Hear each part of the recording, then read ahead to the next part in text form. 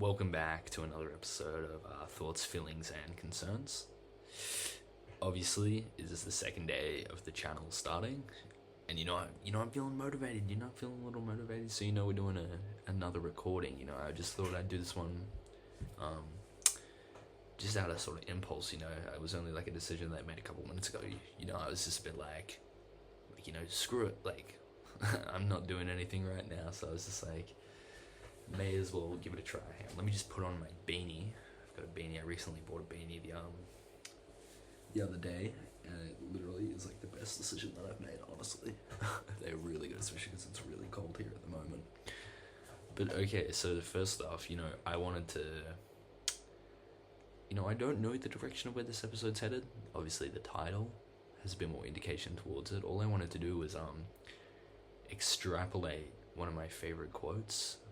Don't count the days, make the days count. Over the past few years, it has been by far the one quote that I've wanted to live by. Those 8 words, I feel like, I want them to sum me up as a character. So let's unpack it a little, because I feel like it is a great way to live in the present through this quote. So basically, I'm just trying to figure out how to even unpack it first. Obviously, what I talked about in my last video, being in the present is the goal. Obviously, I myself struggle with procrastination. Obviously, as a uni student, even all across high school, I found that I would always be telling myself oh, I'll do it later. Especially in those younger years, man, year 7 and 8, I would just I wasn't doing any homework. I would get it done, but I'm saying the teacher would be marking, going around collecting people's homework and stuff, and I'd be there madly rushing to put something on the page so that I could hand in something. Obviously I got better at it over the years at managing it. I mean, I would still do assignments a couple hours before they were due. I feel like in those younger years, I was able to get away with that. But in the later years, especially when I learned this quote, I think it helped me a little, living each day as a new life, if that makes sense.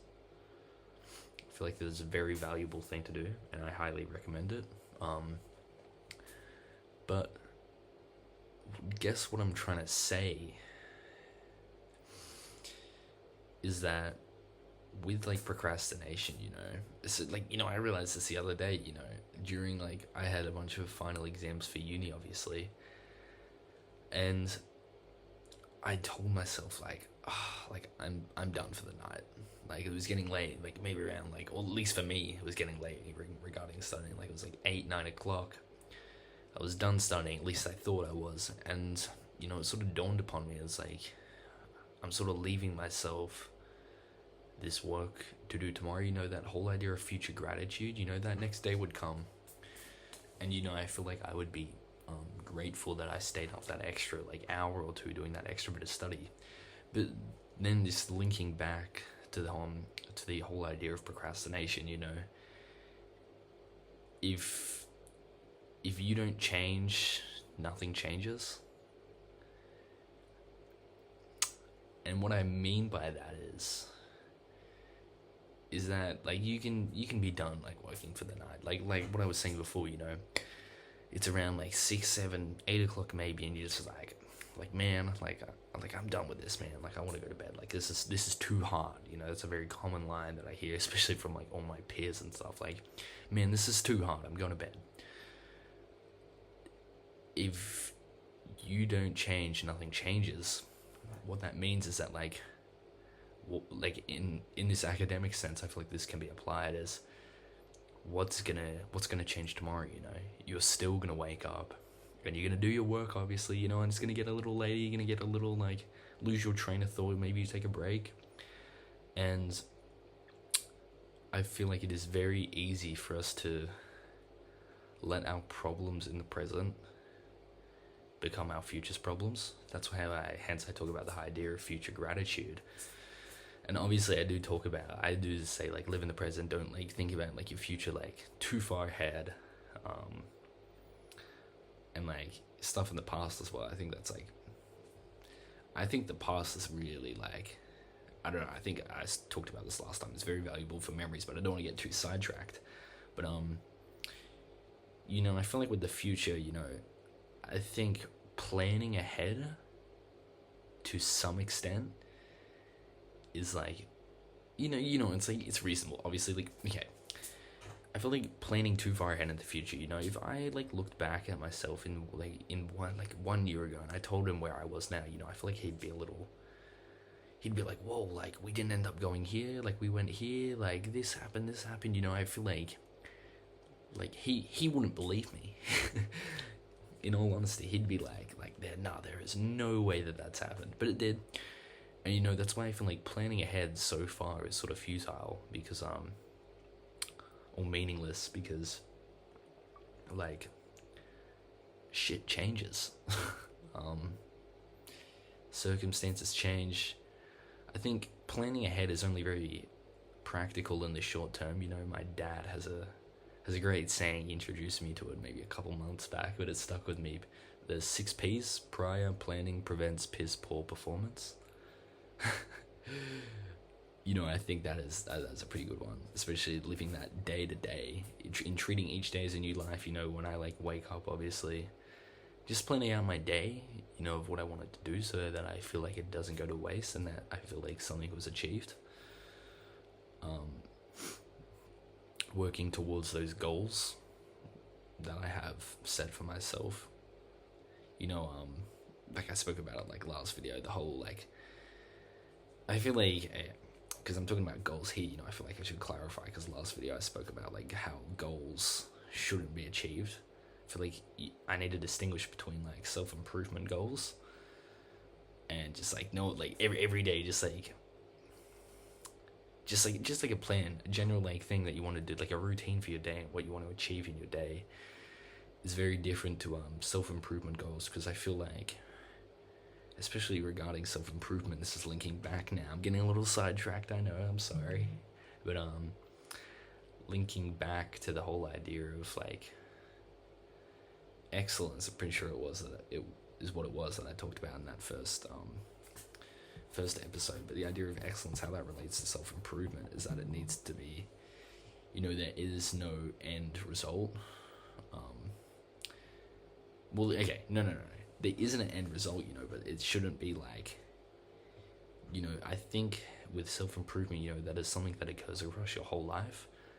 I don't think it stops at any certain point. I feel like as human beings, we should always be trying to get better. If that makes sense, I feel like we shouldn't stop trying to be better as people. I feel like everybody has potential. I'm pretty sure, I don't want to mess up the quote, it's another great one that I had, that I thought about the other day. I saw it on TikTok. It's like, every saint has a past and every sinner has a future. I feel like, regarding what I'm talking about, everyone has potential. Whether they live up to it or not, that's their own personal choice. Everybody has different aspirations and goals. So that's why I don't know, never dream too big, like, I feel like you can set these goals and stuff, like I said in that first video, set like, not necessarily unrealistic, but a little unrealistic goals. Because, I feel like in working towards that goal, although you may not achieve it, when you look back and compare yourself to however long ago it may be, you will be satisfied with your progress. And you'll be able to realize that like wow, like I really have come this far. Trying to think about it, if there was anything else that I wanted to talk about in this video, about the whole idea of self-improvement. So, just linking back to where I was at the start, to that first quote, I know I'm gonna make a lot of reference to it going forward in videos. Don't count the days, make the days count. I feel like we should live like we're not like here for a crazy amount of time. It may feel like a long time, but really it's not in the grand scheme of things. That's why I feel like we should cherish each day as a whole new life. I feel like that is very practical. And that also does remind me, going back to the first episode that I talked about as well, what I wanted to add on to one of the sections was about seeing what other people are doing, and I talked about it. I remember it was like it's like seeing what other people are doing and how other people have certain qualities and stuff, and like copying them. I didn't like necessarily mean like copying. What I sort of meant by that was like, for instance, I had this was sort of a no, not a butterfly effect, but it was sort of like a domino effect. That's what I'm looking for. But like one of my friends, he told me that he was super into journaling. So obviously, I was just like, man, that sounds like whack ass, dude. Like that's what I remember saying to him, and he's like, nah, man, like give it a try. So at the start of this year, I started a journal for myself. I don't write as much as I should in it. I might write maybe like an entry or two every month, just providing updates on how things are going. But I mean, like, I'm still going with it. There's a reason that he was doing it and why I'm doing it and why I told my friends that I was doing it. And I think it sort of had a domino effect onto them. And I feel like that has helped me live in the present and also appreciate and cherish memories. And that's why I feel like journaling is such a valid tool. And, that was something that I learned from someone else. If he hadn't told me that he was doing that then, I would have never tried it.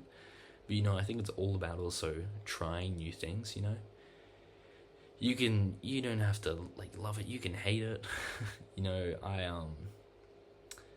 That's how I got myself, like, into the gym. One of my friends was just like, come with me, just try it. And, I feel like when we're trying new things and stuff, we're always a bit skeptical at first. We can always be like, we got like a little anxious and stuff, just be like, I don't know if I'm gonna like this. Like, is this a waste of time? But even if you don't like it, it's not a waste of time. You learn something about yourself during that, and then if you're lucky enough to enjoy it, well, then there's like a whole new hobby for you that like makes up your own identity and stuff. So I think that is something that is very valuable in its own. But I think that's all I have to say for this video. 13-minute mark. I think that's pretty solid. I don't know going forward if I'm going to do longer videos or shorter videos. I think it just depends on the day, on the circumstance. I want to thank you. Thank you for watching this. Whoever's out there, whatever you're doing right now, just appreciate it and live in the moment. I think that's very valuable. Hope you're all having a great day, morning, afternoon, night, whatever it may be, but I hope you're having a great time. Peace out.